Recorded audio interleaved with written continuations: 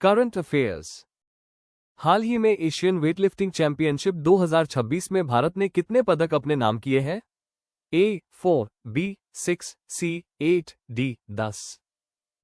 Correct answer D 10।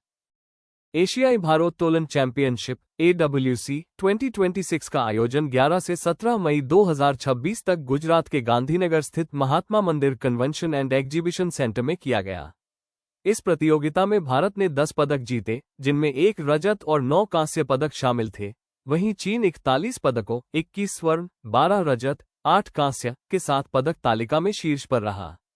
उत्तर Korea 30 पदकों, 18 स्वर्ण, 11 रजत, 1 कांस्य के साथ दूसरे स्थान पर रहा, जबकि चीनी ताइपे 13 पदकों, 3 स्वर्ण, 7 रजत, 3 कांस्य के साथ तीसरे स्थान पर रहा।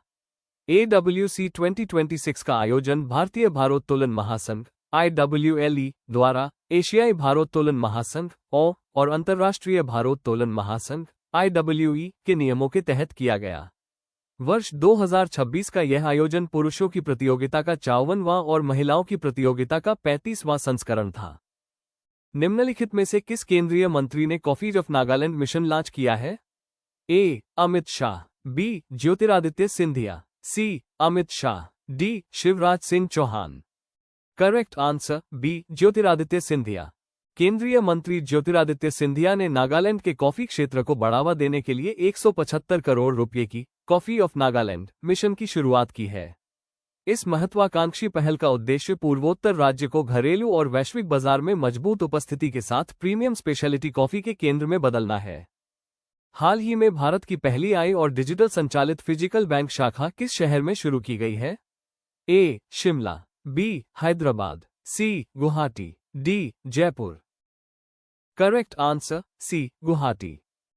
असम में गुवाहाटी शहर में भारत की पहली AI संचालित फिजिटल बैंकिंग शाखा का उद्घाटन किया गया। इस शाखा का शुभारंभ स्लाइस स्मॉल फाइनेंस बैंक द्वारा GS रोड पर किया गया। AI सक्षम ये शाखा सेल्फ सर्विस कियोस्क, पेपरलेस नकद लेन देन और डिजिटल ऑनबोर्डिंग के माध्यम से भौतिक और डिजिटल बैंकिंग सेवाओं का एकीकरण करती है। इस पहल का उद्देश्य वित्तीय समावेशन को सुदृढ़ करना तथा वंचित समुदायों और छोटे व्यवसायों के लिए बैंकिंग सेवाओं की पहुंच में सुधार करना है। ये शाखा जिम्मेदार ऋण, बचत और डिजिटल भुगतान समाधानों को भी समर्थन प्रदान करेगी। हाल ही में जारी एक रिपोर्ट के अनुसार भारत में गर्मियों के कारण किस नदी बेसिन में जलाशयों का जलस्तर सबसे चिंताजनक स्थिति में पहुंच गया है? A Krishna basin, B Ganga basin, C Narmada basin, D Godavari basin. Correct answer A Krishna basin. हाल ही में केंद्रीय जल आयोग CWC द्वारा जारी रिपोर्ट के अनुसार भारत में भीषण गर्मियों और बढ़ती मांग के कारण दक्षिण भारत के कृष्णा नदी बेसिन में जलाशयों का जलस्तर सबसे चिंताजनक स्थिति कुल क्षमता का लगभग 19% में पहुंच गया है। केंद्रीय जल आयोग CWC की हालिया रिपोर्ट में देश के प्रमुख नदी बेसिनों की स्थिति को लेकर कई अहम खुलासे हुए हैं। कृष्णा बेसिन, यहां जलस्तर सबसे गंभीर स्थिति में है, जहां केवल 19.31% पानी ही शेष बचा है। अन्य प्रमुख बेसिन गंगा बेसिन का भंडारण घटकर 43.34%, गोदावरी बेसिन का 36.52% और नर्मदा बेसिन का 34.96% रह गया है। पूर्वोत्तर क्षेत्र, यहां का बराक बेसिन भी काफी कमजोर स्थिति में है, जिसका जल स्तर 20% से नीचे बना हुआ है। दक्षिण भारत के 36 जलाशयों में पानी 40% से भी नीचे दर्ज किया गया है। हाल ही में केंद्रीय गृह मंत्री ने किस राज्य से जन जन सुविधा केंद्र मॉडल का शुभारंभ किया है?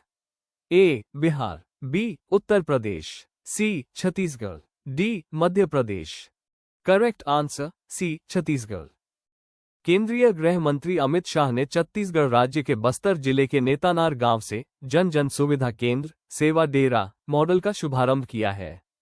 इस केंद्र के माध्यम से ग्रामीणों को इंटरनेट, पेयजल, उचित मूल्य की दुकान, शिक्षा और सरकारी योजनाओं जैसी विभिन्न सुविधाएं एक ही छत के नीचे मिलेंगी।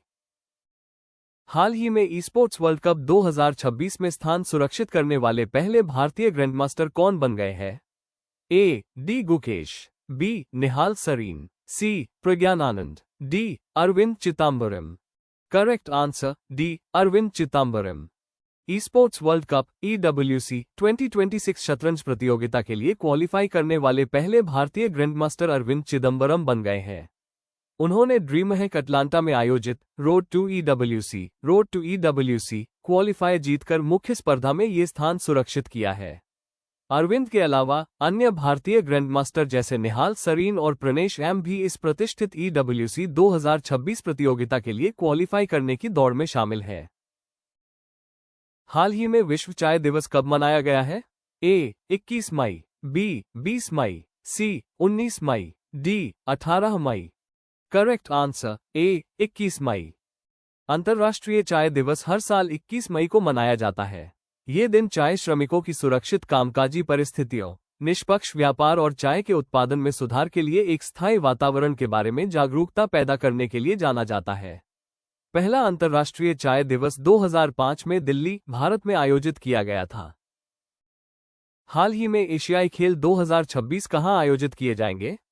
ए. भारत, बी. Japan, C. चीन, D. Thailand. Correct answer B. Japan. एशियाई खेल 2026 20th एशियन गेम्स का आयोजन जापान के आइची प्रांत और उसकी राजधानी नागोया शहर में किया जाएगा।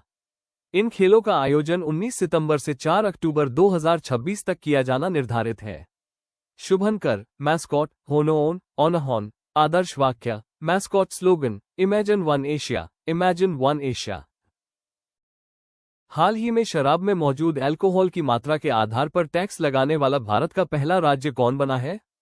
ए. Tamil Nadu, B. Paschim Bangal, C. Karnataka, D. Bihar. Correct answer C. Karnataka. शराब में मौजूद अल्कोहल की मात्रा के आधार पर टैक्स टैक्स मॉडल लगाने वाला भारत का पहला राज्य कर्नाटक बना है। इस प्रणाली के तहत शराब पर टैक्स अब बोतल की एमआरपी या उसके कुल वॉल्यूम के आधार पर नहीं, बल्कि उसमें मौजूद शुद्ध अल्कोहल प्योर अल्कोहल की मात्रा के आधार पर तय किया जाता है।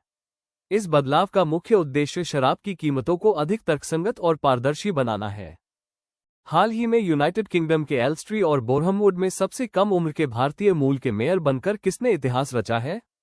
A. Raj Mishra, B. Tushar Kumar, C. Mohit Bakshi, D. Chaman लाल।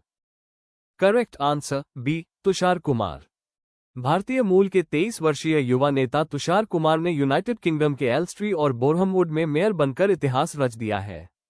इसके साथ ही वे यूनाइटेड किंगडम यूके के इतिहास में सबसे कम उम्र के भारतीय मूल के मेयर बन गए हैं। तुषार कुमार लेबर पार्टी के सदस्य हैं और उनकी यह नियुक्ति एल्स्ट्री और बोरहमवुड टाउन काउंसिल की वार्षिक मेयर मेकिंग समारोह के दौरान की गई।